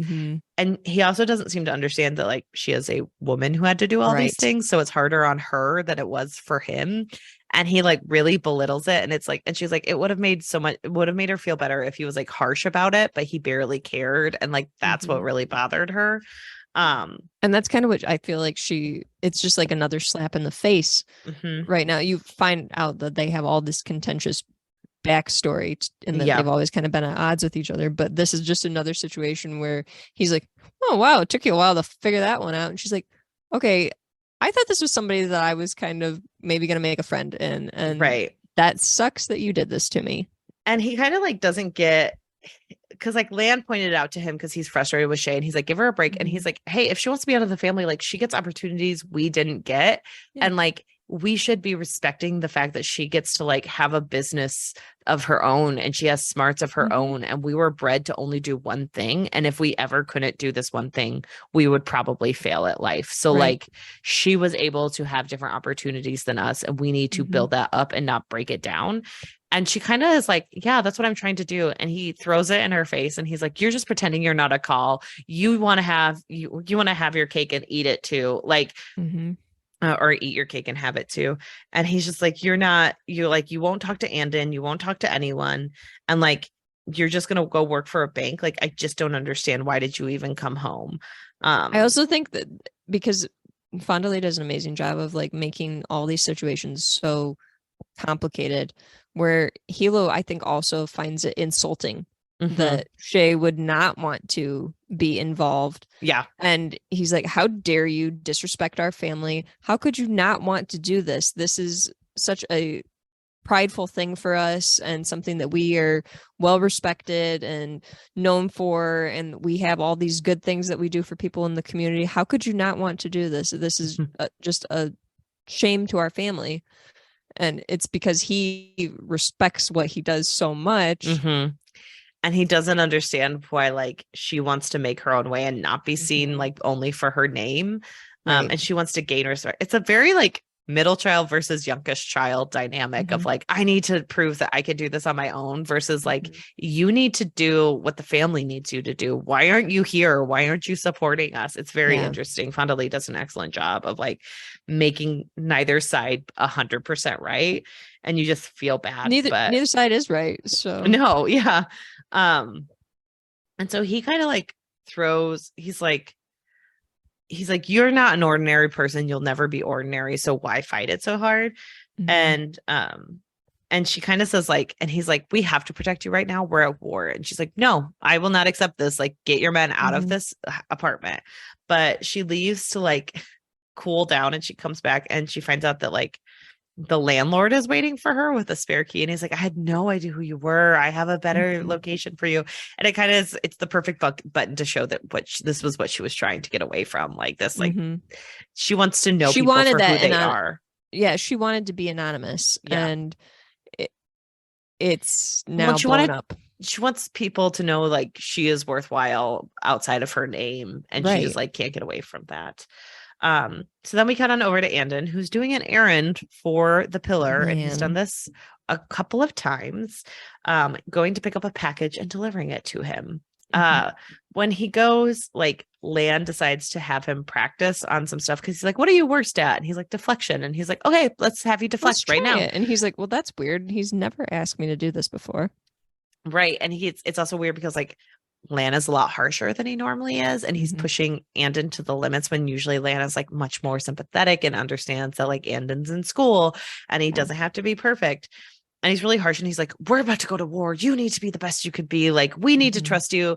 They're not going to stop if they, and like, you can almost see where like, this is obviously way too much of a reaction, but it's also like a fear of like, I'm about to put these children in danger. So I need to make sure that they're the best and they understand what's going on. They can't just be playing games anymore like we were for years. And so he realizes how bad he's getting and how much he's kind of scaring Andon. And so he walks out of the room, and Andon thinks about like the package he just got for him, and he goes in and he opens it. Because Andon like has these thoughts. He's like, this seems like really similar to like Jade's sensitivities, having mood swings, like something's going on here. And he just acquired a lot of Jade from that recent fight. Something's up. And he also knows that like Lan's aura is off. Everyone knows Lan's aura is off. And so he goes in and he opens the package, and he finds out that Lan is taking SN1. So he's taking Shine to help kind of get over the issues with the Jade. And Lan discovers him, and Andon asks if he's sick or if he has the itches. Like, is he getting addicted to this Jade? And Lan admits that like he was harmed and it hasn't healed properly. And like, it takes a long time to heal, and he's supposed to not be wearing as much Jade, but because they're at war, he can't seem like a weak pillar. So he has to keep the Jade on. So he's just using it as a way to like get rid of some of the hardship of this and to like give him some ease. And he asks Andon to keep it quiet, even knowing like Andon has a lot of conflicting feelings because of his history with his mother. And he asked, like, have you seen a doctor? And he's like, yeah, that I have, but like, I can't trust anyone to get me SN1 and not talk about it. Like, it has to be you. I'm really sorry for doing that, but like, this is it. And so Andon thinks about the fact that like, even Hilo said that sometimes using SN1, if you're a green bone, is appropriate to like help maintain and help make sure you're not going to become addicted. So he does like, he's trying to reassure himself that I guess it's okay. Like, right. And so he's like, yeah, it's okay. Sure. And he like Lan offers him a ride home, but he takes the bus because he's just like really worried and he needs some time. And he's like, how do I tell someone what's going on? I'm really worried about him. Yeah. He wants to just call Hilo right away. Right. And so, yes, the green bone goateed man. I was pretty sure that this was Ait, wasn't it? Or no, not Ait, but Ash. who's the Ash? Ash. Yeah, Gaunt Ash. I was pretty sure this was just Gaunt Ash who told them to shoot up the lady's That's what I assumed house. Was. So Gaunt Ash is telling Barrow to shoot up the place with all the place that Lan frequents. And so we cut on over to Shay, and she's going to see Andon after like a game he's playing. And they get dinner, And she's kind of like, it's really awkward between them. She admits that like she was mostly in school when he was living in their house, so she doesn't really have the best relationship with him. But Hilo's words, like, she took them to heart on she's not trying hard enough. And so she's trying to make a connection with him, but it's very difficult. They really don't get each other. And then he's asking her about Lan and when she's going to see him next and how he's like worried about him. And she's kind of like, don't worry too much. Like, just focus on school. It's not really any of our business. She totally misses all of it, which is interesting to me that she wouldn't catch on to something there. Right. And he's like, well, I tried to talk to Hilo, but he's got a lot to worry about too. And he just tells me to sit back and focus on school and not second guess the pillar. And she's like, well, he's right. And like, no one catches that he's just like, I have something really important to say and I'm very nervous. And he asks if she's worried. And she's like, of course I'm worried, but I'm not involved. Like, I'm not a green bone. And he asks her why. And she realizes like no one's asked her that. And she's like, well, the clan's all or nothing. I did some things on my own that didn't fit expectations. And like, that's not allowed. And I can't be part of that then if I'm still trying to discover myself. And he doesn't seem satisfied. And he asks her what she plans to do now. And she's like, well, I have a job offer. Like, and she does for an Espedian company that's going to take her back and forth from KCON. And he's like, so you're leaving again? And she's like, well, maybe. Like, I think traveling will be very healthy for me, but I do want to come back home and it is home and I love it. So like, yeah, I might take this opportunity. And she finally asks, like, what did you want to talk to Lan about? Like, what's going on?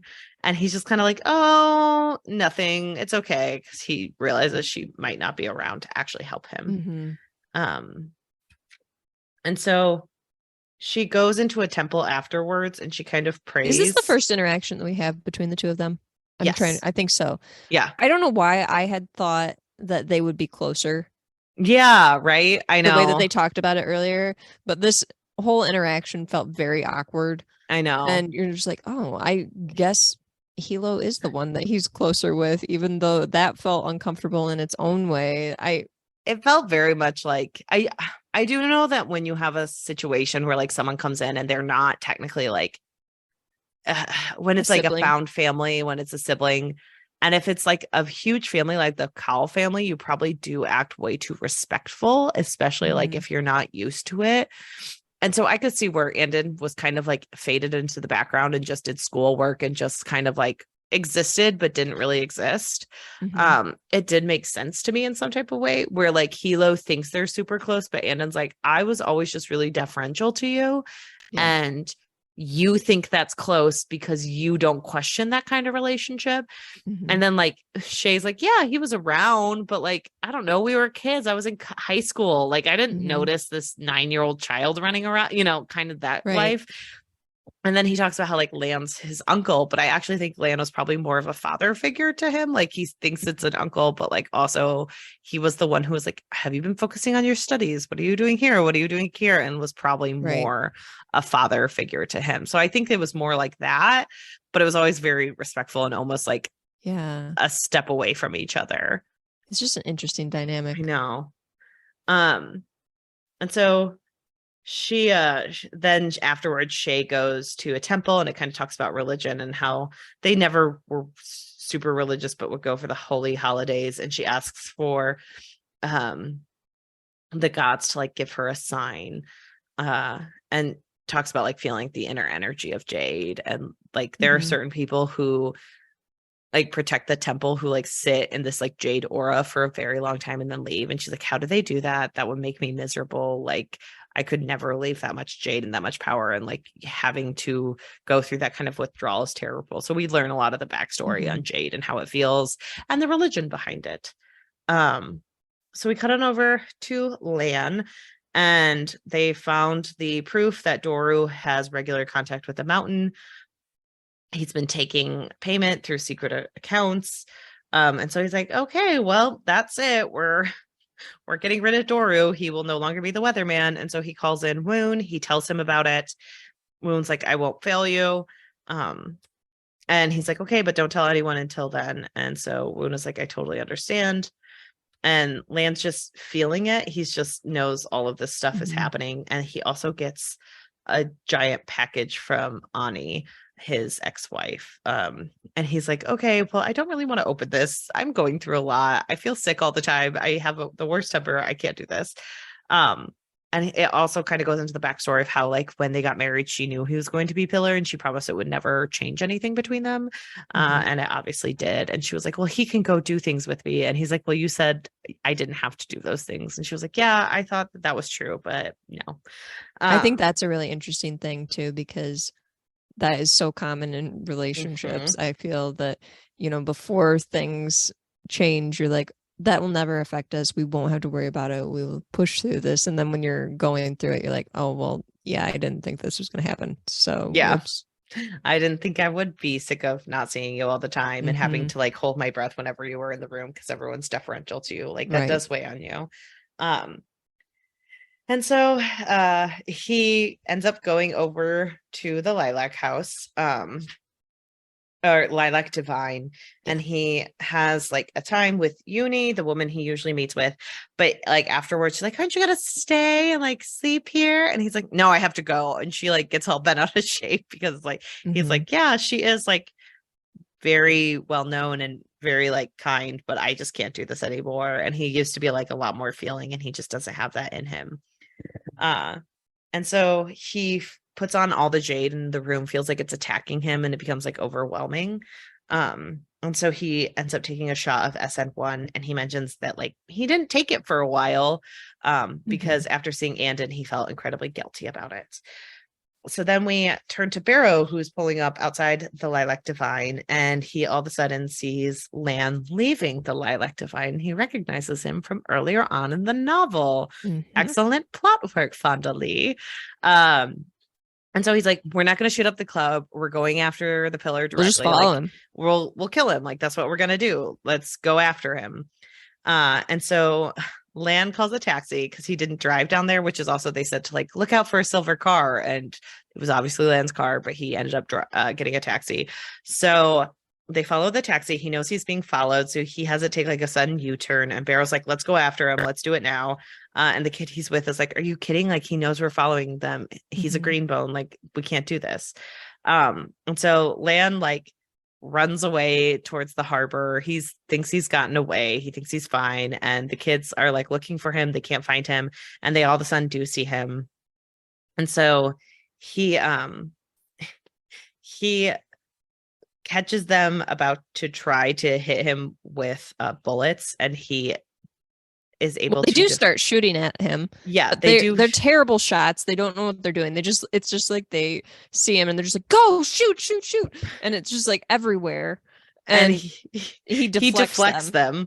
And they get out of here, and they're scared and run. Well, Barrow is like sitting there and he's like super angry because he's like, I saved this kid, and this kid came after me. You like, seriously? And he's like, is this what you want? And he like shows his power. And he goes to like kill the kid, kill Barrow, and all of a sudden he like can't control his aura, and he like has like a huge like amount of feeling. And he sees Barrow kind of like run away, and then he falls into the river. Yeah, he starts having like sweating, and he's like, something's going on and it's not normal. Like, I need a doctor. Right. And so he says that he feels the silence close in over his head. And then we get to the second interlude where it talks about the Pact of the Return. It's a story of a pious named Jenshu, who a very long time ago spoke out against the evil of a despotic king and was forced to leave his land. He packed up his large family on a great ship and went in search of the fabled ruins of the original palace on Earth. He goes on searching, and they arrive in a lush and unspoiled land. The father of all spoke to Jenshu, who is now an old man, and led him into the mountains, where he found stones of jade, which was a gift from the gods. They construct a village, and Jenshu retires to a hermit life of meditation in the mountains. He develops a master-like, godlike visions and abilities, growing even stronger in a state of divine virtue. His grandchildren and great-grandchildren would seek him out and ask for help, and he would emerge briefly to talk about them. Devout Keknese dietists consider themselves the descendants of Jenshu and closest in favor of the gods. And they talk about like his return, and old greenbones consider themselves close enough to his legacy to refer to him simply as old uncle. And it says that his ascendance, the gods further proclaim that when the rest of humankind follow Jensu's example and achieve the 4 divine virtues of humility, compassion, courage, and goodness, they will be welcomed back to godliness. All deities believe in a final promised occurrence, which they call the return. And that is the end of the second interlude. Laura, what do you think so far? I love it. It's really good, isn't it? Yeah, I love it. I feel it's bad so that complicated, and honestly, the action is not losing me. No, I do think that you and I are guilty of just like kind of brushing over the action. I know right. People were talking about their like flaws that they have as readers, and somebody said, oh yeah, like when certain scenes happen, I just like kind of gloss right over and jump to the part where I'm more interested in it. This, I read all of the action because I am interested in it. It keeps me entertained and wanting to know what's happening. I get it. I really like this book. I think the action is very well done. This is my second read through, so I feel like I'm picking up a lot more on like underlying like family dynamics and all like those issues that we've been talking about. So I can't wait. Is there anything that's like surprising you so far on your second read? I think how much like Lan is very good at his job, but so ineffective. If you think about it, Lan is technically a very good pillar. Like he thinks things through. He knows how to handle people. He's like trying his best. And like you could do all the right things, which I feel like Lan's trying to do.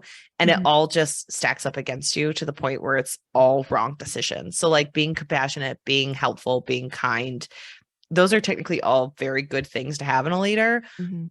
But at the end of the day, like it doesn't work when there are other people who are outsmarting you and willing to go like below the belt for fights. Like part of me throughout these reads has like wondered if the attack on Lan like at the factory was purposeful, and if that was the entire thing. Like if you have this person who's excellent at offensive deflection, if they intended to injure him in the way that they did, and if they're just playing like a game of 3D chess that we could never understand.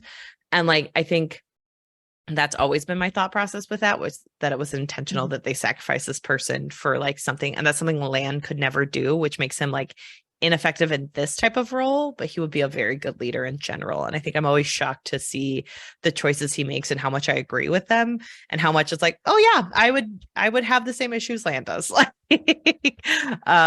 So that's interesting. I think Lan is the character, like to me, that is similar to how in the Poppy War we're so connected with what's his name? Oh gosh, I cannot remember. I know who you're talking about though. Why can I not remember him? I loved him. So like it was Katai. No. Oh no. Alton. Oh, okay. Well, yeah. Lan reminds me very much of Alton, where he's supposed to be like a pillar of goodness. That you're like, no, he always makes the right decisions. He's always got a steady head. Obviously not like the violence that we see in Alton later, but I see so much of that. I get so much of that feeling when I'm reading about Lan, where I'm just like, I feel very connected to this character, and like the other characters aren't appreciating him enough, even though you know they do appreciate him so much. Hilo especially, and they all, you know, talk about how, you know, he's the only one that supported me. He's the one that's kept in contact with me. He's the one that would, you know, ask about me, this kind of stuff. And so he's a thoughtful character, and he's trying so hard to keep the peace. And it's like you said, that you can do all the right things, but still not be right. And that's, I think, what we're dealing with Lan here. And it is definitely what I was thinking too in regards to that fight. I keep thinking that obviously you just revealed that we don't find out in this book, but I mean, I could have forgot. You know that I have the worst memory, so you could find out. I was thinking immediately after that happened that had to have been purposeful. That they picked that person knowing that Lan was going to be the one to fight, thinking like, they don't respect me, so I'm going to throw myself into this to try and prove myself. And it worked exactly as they wanted it to. Right. So, we know that Aimata is playing like the most perfect game of chess. Right. Well, and I also think it's fascinating to see like I don't know, whenever Lan's ego is involved, that's when he makes his biggest mistakes, where it's like Hilo's like, well, you can't go up against him. And he's like, no, I have to, because like that's what people expect and I can't lose face.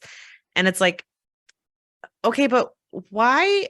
It's the whole like, are you a general or are you a soldier? Like generals are not at the forefront of things because their mind is important. And that is what Lan is important for.